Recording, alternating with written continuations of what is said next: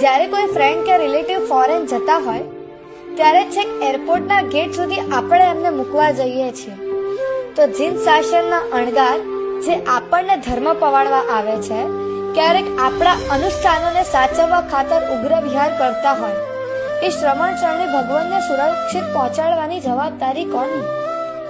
દેશની 140 કરોડની પોપ્યુલેશન ક્યારે સેફ છે, જ્યારે સરહદ ઉપર 10,000 સૈનિક પોતાનો પરિવાર વગેરે બધું જ ભૂલીને આપણી રક્ષા માટે બેઠા છે?